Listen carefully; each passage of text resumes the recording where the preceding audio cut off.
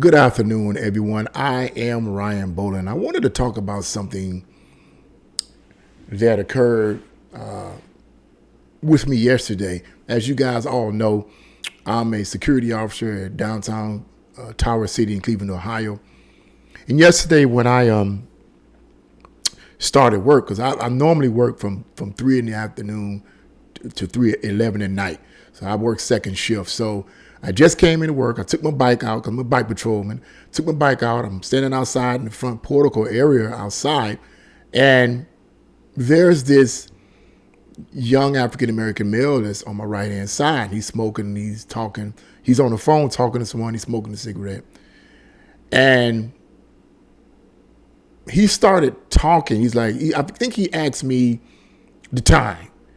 And the first thing came to my mind.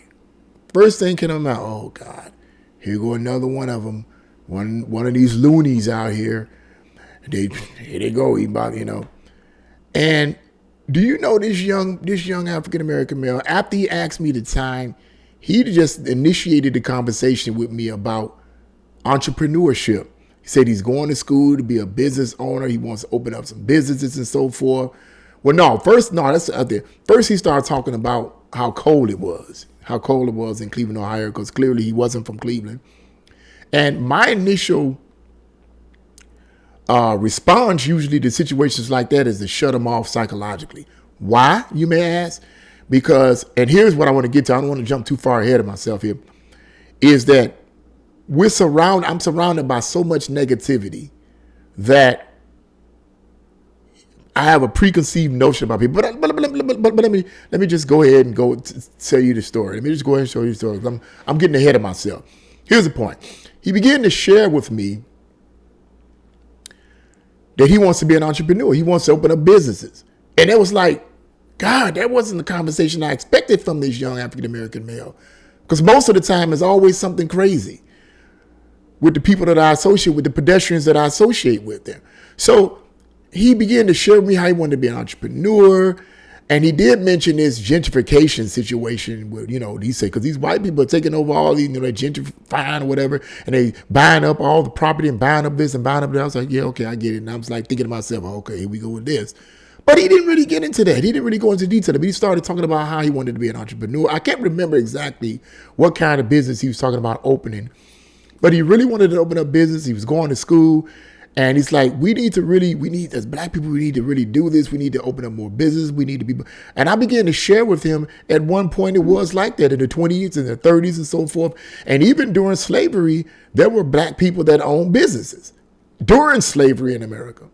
I didn't mention that part to him, but I did mention the fact that at one point we did own a lot of businesses. Me and this guy basically in summation had a really good conversation. It lasted about 5 minutes. And he was waiting on his ride, and the ride came, picked him up. And it was like God had showed me something about myself and about how we can be in general as people in general, especially us as African-American conservatives. My experience has been for so long as I've been working at Tower City and even before then, most of the people, I say 90% of African-Americans African-American pedestrians that I associate with or I deal with is usually always negative. Always negative. It's you coon, you backstabber, you coon, you bootlicker, you working for the white man. If I was white, you wouldn't have said anything. These guys cause so much problems. Most of the problems that we have in Tower City, unfortunately, most of them, not all, but most of them is from black people. And so whether it's fighting, whether it's stealing, whether it's causing problems, it's unfortunately from the blacks. And unfortunately, because of that, I tended to get like, well, I won't say we, I'll get into that later.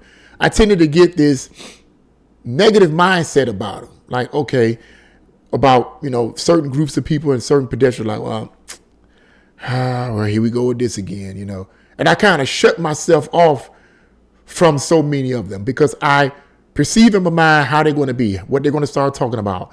And so I kind of shut myself off from this.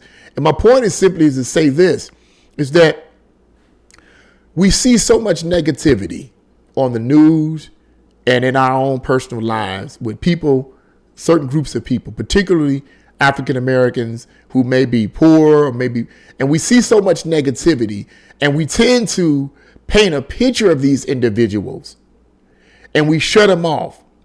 And it was like God was showing me, don't assume that every last one of them are like that. Don't assume. Wait till they say what they have to say before you start passing a judgment on them. Because sometimes we have our own preconceived notions about the individuals, and we pass judgment on these individuals without really listening to the whole story.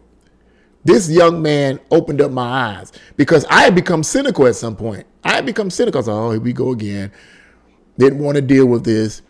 In fact, when I came to work, I was hearing from other security officers that were talking to my supervisor, oh man, this person's giving us problems. They cussing us out. They this and it.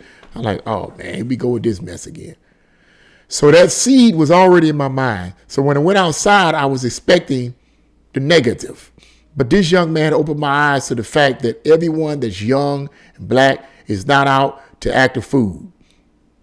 And so my point is simply to say, let us not, I'm not preaching, but I'm just saying, I just want to do this video just to encourage us all to let's not make assumptions. There are some people out there, black people, white people, whatever, but particularly blacks at this point, because me being a black man, I try to help them.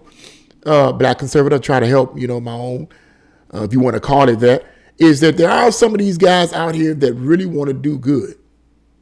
I'm not saying he was a conservative or anything like that, but he seems to have had a head on his shoulder. He was someone who really wanted to do something with his life. And that was very encouraging for me. So that was a lesson that I had to learn. With all this cynicism and all this negative stuff going on, there are some people out there that want to do good. They want to create business. They want to go to school. They want to better themselves so that they can better society. And I just wanted to say that, you guys. I wanted to put that out there. Hey, what do you guys, think about this? Leave your comments in the comment section below. Have you had this kind of experience yourself? Leave your comments in the comment section below. If you like this video, press the like button, share this video, and subscribe. God bless you all, and see you again.